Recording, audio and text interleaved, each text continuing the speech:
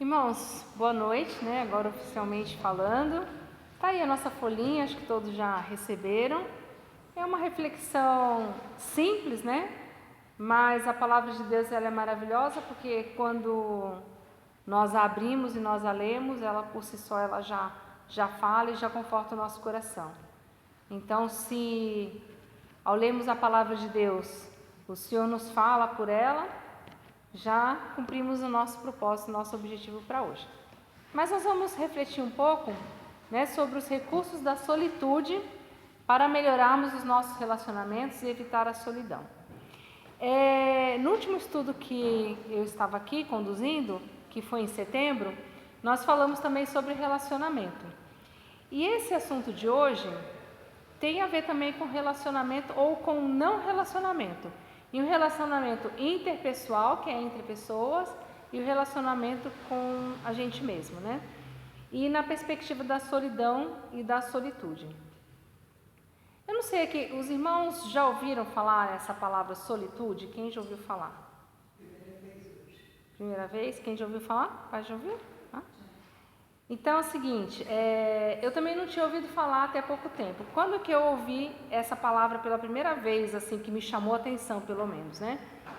Quando fez um ano que faleceu o nosso querido irmão Márcio, a irmã Silvia, querida irmã, amada por todos, ela colocou lá na rede social um texto muito bonito, né? Muito bonito, falando de como que ela estava lidando com esse um ano de perda do Márcio. E ela escreveu um trecho assim: ao longo deste ano, tive dias insuportáveis, difíceis, bons, de muitas lágrimas, de boas risadas, de solitude e de ajuntamento com pessoas maravilhosas. E a partir daquele momento eu fui lá procurar, nossa, solitude deve ser alguma coisa que tem a ver com estar sozinho, né?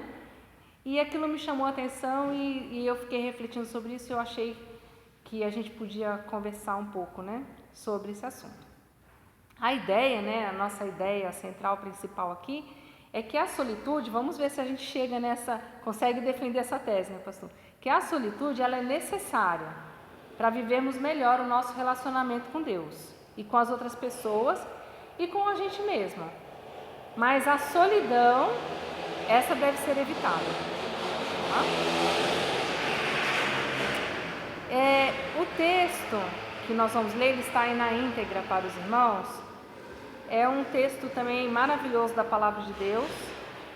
Eu escolhi a narrativa do Evangelho de Mateus, no capítulo 26. Mas essa passagem, esse episódio, ele também está narrado nos outros evangélicos, nos evangelhos sinóticos, como nós já aprendemos. E nós já aprendemos também que quando um episódio, um evento, ele é relatado nos 3 evangelhos, é que quanto mais relatado ele é, mais forte ele é em termos de evidência de que ele aconteceu. Então, este evento, ele é narrado de forma muito parecida nos 3 evangelhos, e no evangelho de João também tem uma narrativa sobre esse evento, que é quando Jesus está ali no Getsemane e vai orar junto com seus discípulos. Então, os irmãos podem acompanhar na folhinha e nós vamos ler o texto que está narrado em Mateus, capítulo 26, de 36 a 46. E a tradução que eu escolhi é a Nova Tradução na linguagem de hoje. Então, por isso eu copiei na íntegra, porque nem todos temos essa versão. Então, diz assim: Jesus foi com os discípulos para um lugar chamado Getsemane e lhes disse: sentem-se aqui enquanto eu vou ali orar. Então Jesus foi, levando consigo Pedro e os 2 filhos de Zebedeu. Aí ele começou a sentir uma grande tristeza e aflição. E disse a eles: a tristeza que eu estou sentindo é tão grande que é capaz de me matar. Fiquem aqui, vigiando comigo. E aí ele foi um pouco mais adiante, ajoelhou-se, encostou o rosto no chão e orou: meu Pai, se é possível, afasta de mim este cálice de sofrimento. Porém, que não seja feito o que eu quero, mas o que tu queres. Depois voltou e encontrou os 3 discípulos dormindo. Então disse a Pedro: será que vocês não podem vigiar comigo nem uma hora? Vigiem e orem para que não sejam tentados. É mais fácil querer resistir à tentação. O difícil mesmo é conseguir resistir. Pela segunda vez Jesus foi e orou dizendo: Meu Pai, se esse cálice de sofrimento não pode ser afastado de mim sem que eu o beba, então que seja feita a tua vontade. Ele voltou de novo e encontrou os discípulos dormindo. Eles estavam com sono e não conseguiam nem ficar com os olhos abertos. Jesus tornou a sair de perto deles e orou pela terceira vez, dizendo as mesmas palavras. Então voltou até onde os discípulos estavam e perguntou: Vocês ainda estão dormindo e descansando? Olhem, chegou a hora e o Filho do Homem está sendo entregue nas mãos dos maus. Levantem-se e vamos embora. Vejam, aí vem chegando o homem que está me traindo. Então, antes da gente prosseguir, esse é o texto que a gente vai usar como base para refletir sobre solidão e sobre solitude. Então, quem já ouviu falar um pouco do que é solitude, né, pode concordar comigo ou pode também acrescentar. Mas quem não ouviu falar, eu acho que a essa altura do campeonato já pode até ter uma ideia de que são coisas diferentes do que a gente vai falar aqui. Então, de acordo com as minhas pesquisas, né, com os meus conhecimentos, né, eu busquei o significado das palavras solidão e solitude. A primeira palavra, então, solidão, na verdade, solidão e solitude são a mesma palavra, né? Que solitude é na língua inglesa e solidão é na língua portuguesa e são de origem latina. Mas a solidão, e ambas significam deserto, tá? Vamos lá, a solidão é um sentimento de desconexão e isolamento, onde a pessoa sente uma ausência significativa de uma conexão social. Então, é algo que a pessoa sente, ela se sente isolada. A solidão ela pode ser emocional, pode ser só um sentimento meu. Pode ser que eu esteja me sentindo isolada e sozinha. Não necessariamente que as pessoas estejam me isolando ou me abandonando. Então, ela pode ser emocional. Ela pode ser de fato social. Então, essa pessoa é tão difícil de conviver com ela, é tão desafiador, né? É tão chato de conviver com essa pessoa e a gente vai deixando aquela pessoa sozinha e ela fica ali isolada e vive uma solidão. Ou ela pode ser uma solidão situacional, né? Faleceu alguém próximo, ela está num momento de muita tristeza, não quer se relacionar com ninguém, então ela decide, né, por um tempo, ou por uma situação, estar sozinha. A solidão, ela não significa só fisicamente, né? Dizer que você está sozinho fisicamente. Mas é o sentir-se sozinho e distante das pessoas que estão ao redor. Então, uma pessoa ela pode sentir solidão mesmo estando no meio de muitas outras pessoas. Ela pode estar numa multidão e ainda assim sentir solidão. Mas a solidão, as pessoas, normalmente ela é temida, né? A gente não gosta de sentir solidão. Porque nós fomos criados para viver em sociedade, viver juntos. Na verdade, a gente precisa das pessoas, a gente cria vínculo com as pessoas, a gente precisa ser aceito numa sociedade. E Deus na criação, o último elemento da criação que Deus faz, que é a mulher, é justamente porque Ele diz, né? Não é bom que o homem esteja só. Então, lá em Gênesis capítulo 2, versículo 18... Deus fala assim: não é bom que o homem esteja só. Farei para ele alguém que o auxilie e lhe corresponda. Talvez, né? Adão pensou assim, né? Não, Senhor, não precisa não. Não faz nada não, tá tudo muito bem aqui, eu já estou com os animais, já tem muita coisa para cuidar aqui, né? Eu não estou tão sozinho assim, né? Mas o texto mais adiante diz que Adão gostou, né? Agora sim eu tenho alguém que é osso dos meus ossos, carne da minha carne, né? E eu vou me juntar a ela. Talvez, né? Adão no primeiro momento não quisesse, mas depois ele viu que realmente foi bom. E Deus então fez a mulher a companheira para que o homem não ficasse só, porque Ele falou, não é bom que o homem esteja só. Mas, assim, estar só, né, tem vários estudos que mostram, mais agora na pandemia, que mostraram que as pessoas, quando elas estão sozinhas, isoladas, elas têm mais tendência a ficarem doentes. Então, quanto mais isolada, né, uma pessoa, mais chance ela tem de ter depressão, de ter demência, de ter outras doenças, até o suicídio, né? As pessoas que vivem sozinhas, isoladas, eu li um texto que diz que a pessoa em solidão, ela tem 26 vezes mais chances de morrer de forma prematura. Que seja, né, por uma depressão ou por um acidente, por doenças que ela está mais suscetível. E também que tem um risco de demência 40 vezes maior em pessoas que vivem em solidão, de forma sozinha e isolada, né? Na solidão é comum que as pessoas se sintam sozinhas, elas se sentem tão sozinhas que, na maioria das vezes, elas sequer percebem a presença de Deus. Apesar de nós sabermos que Deus está, né, Ele é onipresente, quando a pessoa está com esse sentimento de solidão, ela também tem dificuldade de perceber a presença de Deus e o agir de Deus. Concorda? Eu não sei aqui quantos já sentiram solidão, mas todos nós em alguma medida, alguns poucos, outros muitos, ou de forma situacional, mas em alguma medida a gente já se sentiu sozinho. Até nas nossas ideias, ninguém concorda comigo, né? Eu sou único, eu não devia estar aqui. Então esse sentimento ele pode ser comum. O outro sentimento, então, que está no nosso título aí, é a solitude. Então vamos lá, solitude, que é uma palavra que na verdade ela foi interpretada dessa forma por um autor que chama Paul Tillich, que ele é alemão, estadunidense, um teólogo do século XX. E o que ele fala? Ele trouxe esse conceito de solitude para a glória em estar sozinho.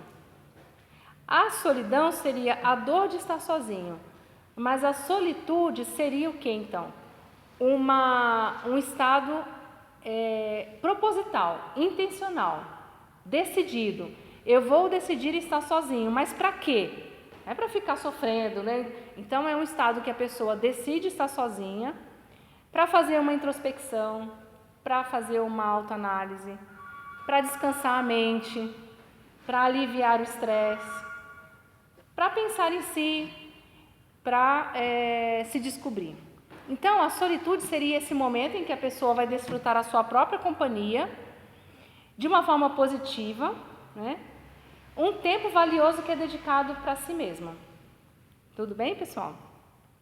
E ele defende que a solitude ela é benéfica, porque aí, diferente da solidão, que vai provocar depressão, demência, a solitude, que é esse estado intencional de fazer uma reflexão da própria vida, ela favorece o quê? A criatividade, diminui o estresse, fortalece a autossuficiência, fortalece o bem-estar mental, as necessidades pessoais, reconhecer os limites.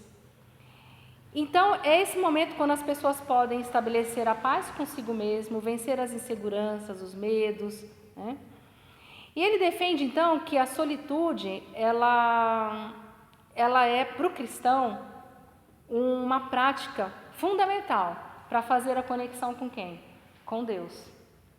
Então, é esse tempo que a gente decide estar sozinho para refletirmos, meditarmos sobre quem nós somos e para entendermos de Deus o que Ele tem para nós e onde nós podemos ter abertamente uma conversa com o nosso Pai. Então, quando a irmã Silvia colocou lá, né, viver a minha solitude, então eu acho que fez todo sentido nesse conceito que esse autor traz. Para nós que somos cristãos, a solitude, na solitude a gente percebe a presença de Deus. Diferente da solidão, quando a gente corre o risco de não perceber a presença de Deus, na solitude a gente percebe plenamente a presença de Deus. Tudo bem, meus irmãos? Está fazendo sentido? Então, a solitude é a glória, então, de estar sozinho, e a solidão, a dor de estar sozinho. E aí, voltando para o nosso tema, então, né, que nós podemos usar os recursos da solitude para melhorar os nossos relacionamentos e evitar a solidão. Então, aí as duas palavras estão devidamente definidas. Tudo bem? Agora, vamos olhar ali a situação de Jesus, pensar na nossa vida e trazer também alguns outros trechos para nos ajudar a defender essa ideia. Então eu dividi em dois momentos, né? Um momento que eu enxergo nesse texto, né? Jesus vivendo, evitando a solidão, e um momento em que eu enxergo nesse texto e na vida de Jesus, ele priorizando a solitude, tá bom? Então o texto diz assim, né? No primeiro item, Jesus buscou estar em companhia, evitando a solidão. O texto diz: Jesus foi com os discípulos, deixei em negrito, para um lugar chamado Getsemane e lhes disse: sentem-se aqui enquanto eu vou ali orar. Então Jesus foi, levando consigo Pedro e os 2 filhos de Zebedeu. E aí ele sentiu uma grande tristeza e aflição. E disse a eles: a tristeza que eu estou sentindo é tão grande que é capaz de me matar. Fiquem aqui vigiando comigo. Eu fico até emocionada, né? De pensar que Jesus está vivendo uma tristeza tão grande, né? Tão grande, tão grande. E ele não quer ficar sozinho, ele leva, né, os discípulos e eles falam: fica aqui me apoiando, né, vigiando, orando, fica aqui apoiando, né, não me deixa aqui sozinho, fique aqui comigo. Jesus sabia que estava para vir um sofrimento muito grande, né, e ele chamou esses 3 para mais perto de si. É muito perigoso, né, quando a gente vê uma pessoa sofrendo muito e ela se isola, a gente se preocupa, né? Alguém está passando um luto, aí ela nunca mais aparece, a gente quer saber: fulano, como é que está, né? Está muito triste, está isolado.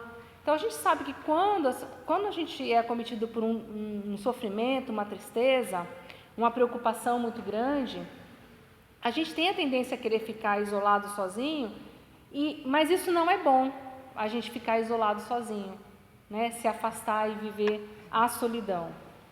Porque as pessoas que vivem com a gente, elas não dão suporte em amor. A gente conta, a gente pede oração, como a gente faz aqui, né, Bê? A gente pede oração pelos irmãos, pelos amigos. Então, a gente deve evitar ficar sozinhos, como Jesus falou aqui. Na Bíblia tem diversos exemplos de pessoas que ficaram isoladas e sozinhas, né? Várias pessoas, nós vemos Jeremias, que no seu sentimento parecia, né, que estava sozinho, Elias, Davi. E eu trouxe aqui um exemplo de Jó. Em Jó capítulo 19, dos versículos 13 a 19, a gente vê o seguinte, o discurso de Jó. Deus fez com que os meus irmãos me abandonassem, os meus conhecidos me tratam como se eu fosse um estranho, os meus parentes se afastaram, os meus amigos não lembram mais de mim, os meus hóspedes fazem de conta que não me conhecem, as minhas empregadas me tratam como se eu fosse estrangeiro, chamam o empregado e ele não atende, nem mesmo quando eu peço uma coisa por favor. A minha mulher não tolera o mau cheiro da minha boca, os meus irmãos têm nojo de mim, até as crianças me desprezam, assim que eu já levanto já estão zombando de mim. Todos os meus amigos íntimos me detestam e as pessoas que eu mais estimo estão contra mim. Em estado, né? Ele foi aqui isolado socialmente, onde ninguém quer mais conversar com ele, não quer contato, não quer proximidade. Ninguém, nem os empregados, nem a família, nem as crianças, nem a mulher. E ele se vê totalmente ali isolado. Então, é possível que a gente fique, sim, em momentos que vamos enfrentar sozinhos. Há sofrimentos que eles são só nossos, né? Uma canção antiga que dizia assim, né? Cristo andou por este vale, sozinho andou, ninguém podia andar por ele, sozinho andou, Jesus andou. E a segunda parte da canção diz: eu também irei sozinho.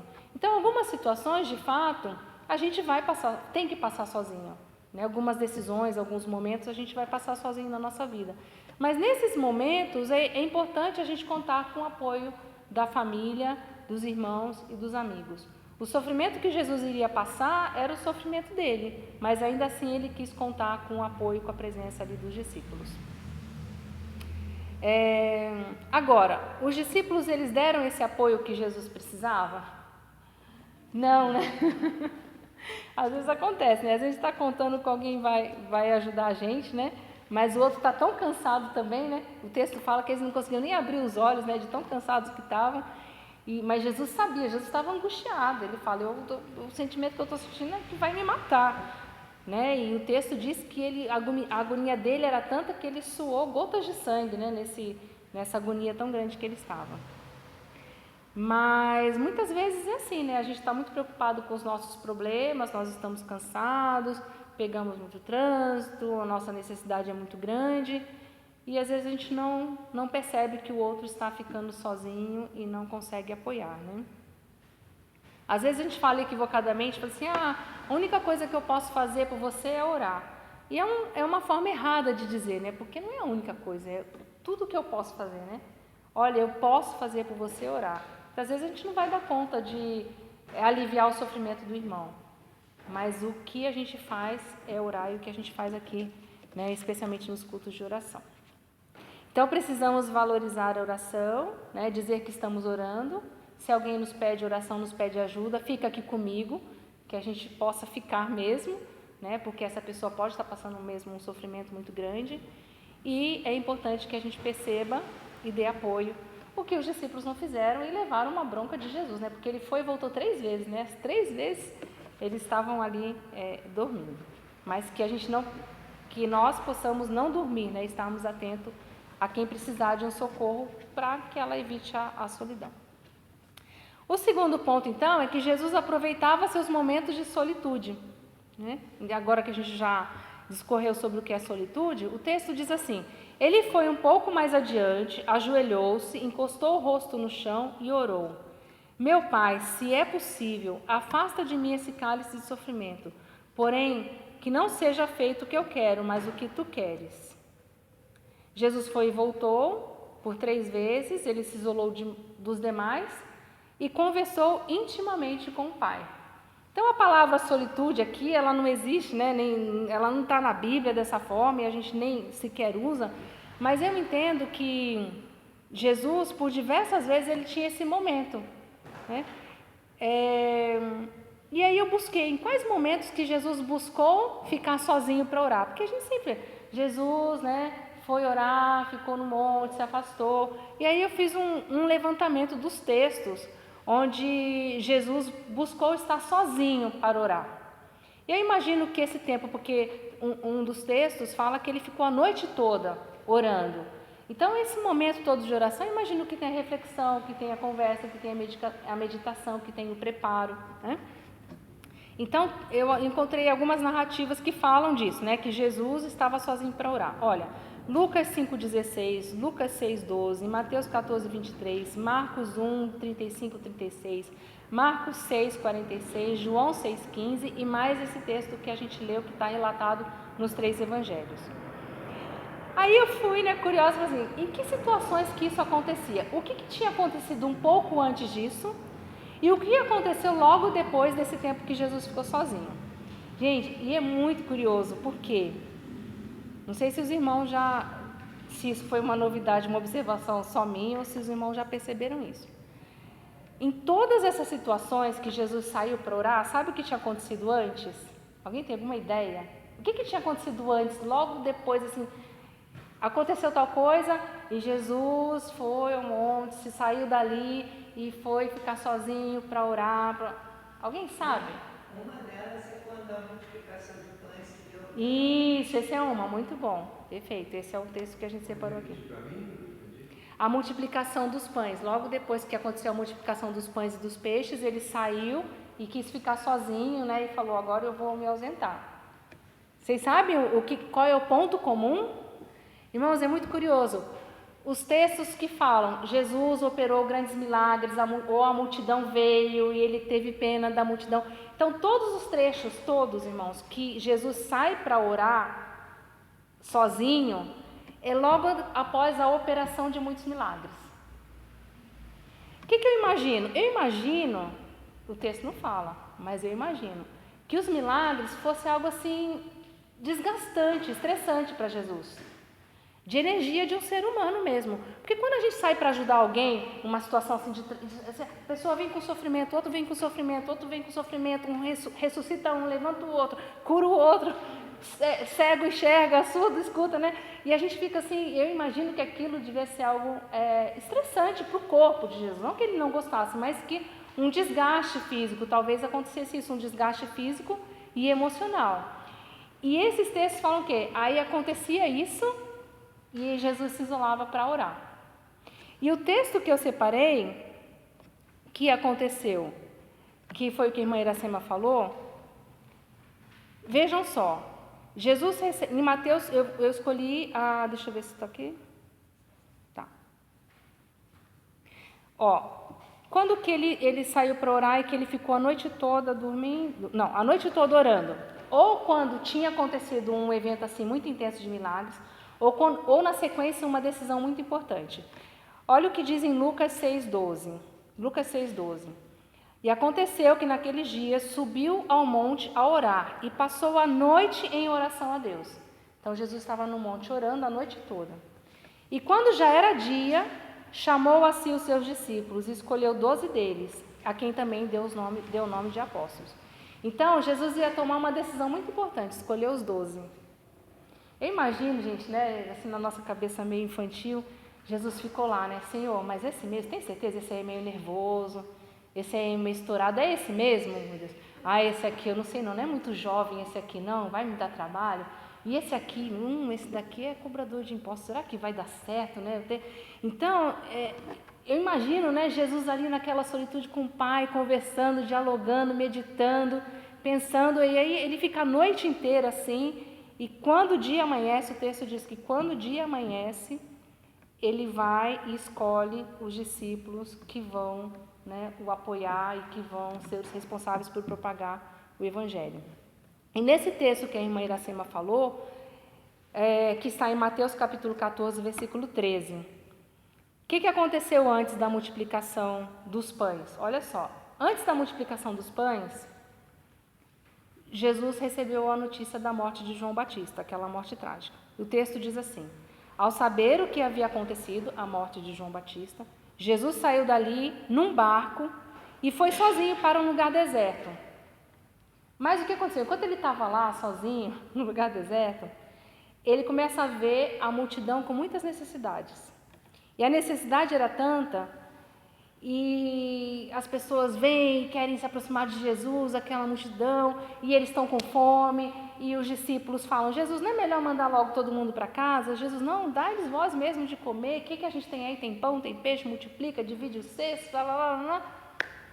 Mais uma situação de estresse. Aí depois vai, Jesus, de novo, termina esse episódio, o texto fala, logo ali, depois de mandar o povo embora, Jesus subiu ao monte a fim de orar sozinho. E quando a noite chegou, ele estava ali sozinho, aí o que vem na sequência? Alguém lembra? A tempestade. Na sequência vem a tempestade. Ele estava lá dormindo, agora eu vou descansar, né?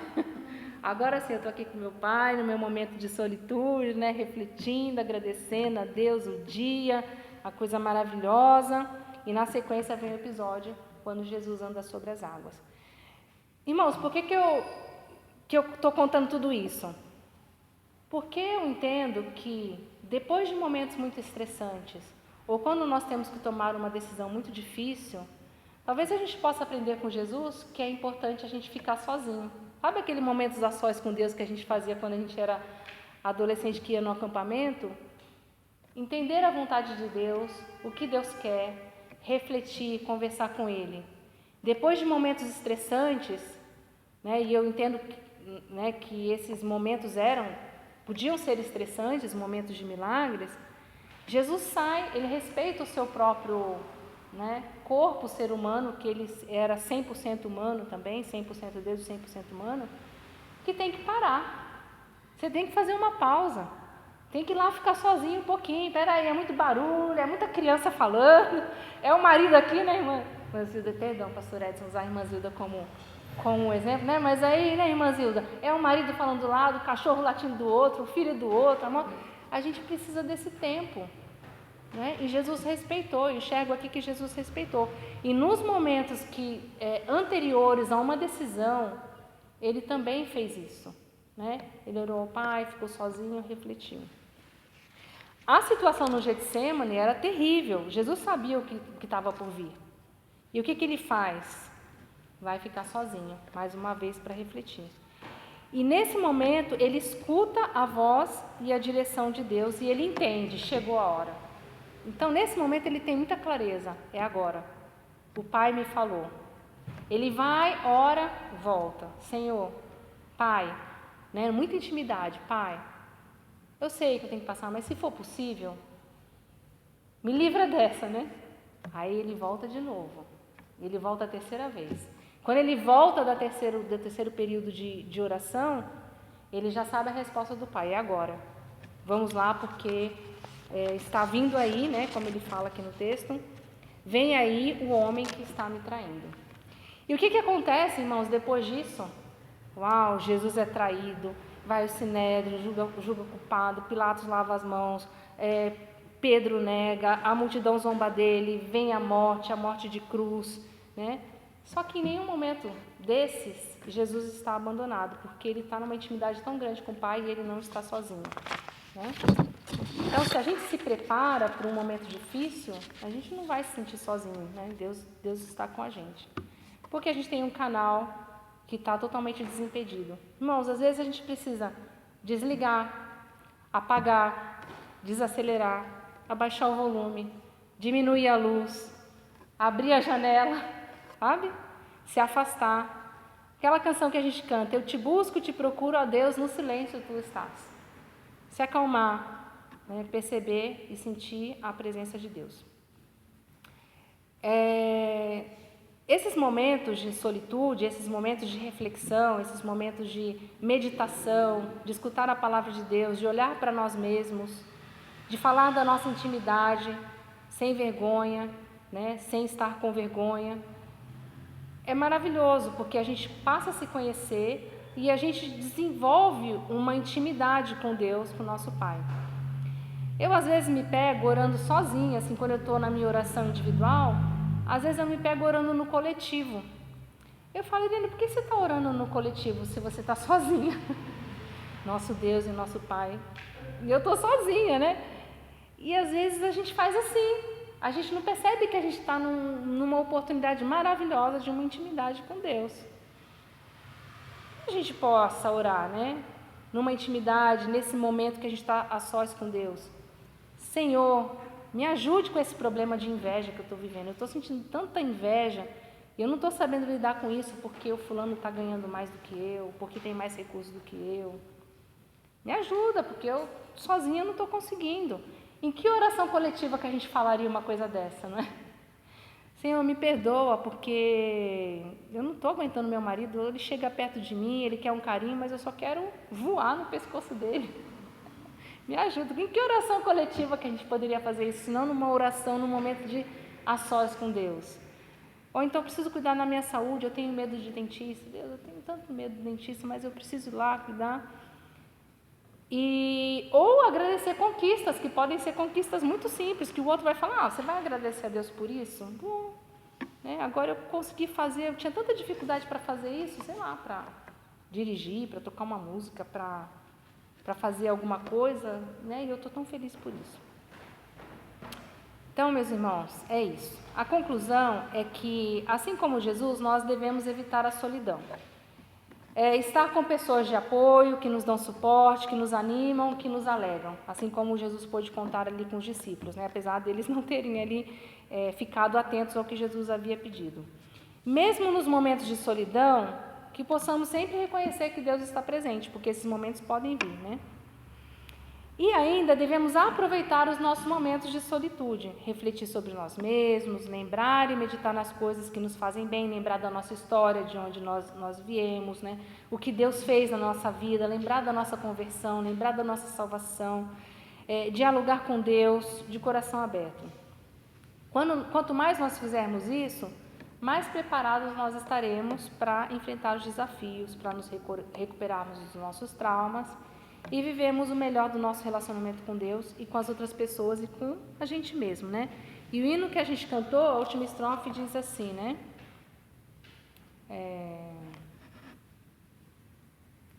Procurai estar sozinhos em conversa com Jesus e tereis na vossa vida paz perfeita, graça e luz. Paz perfeita, graça e luz. Tá bom? Obrigada, irmãos. Que Deus nos abençoe. Tá bom?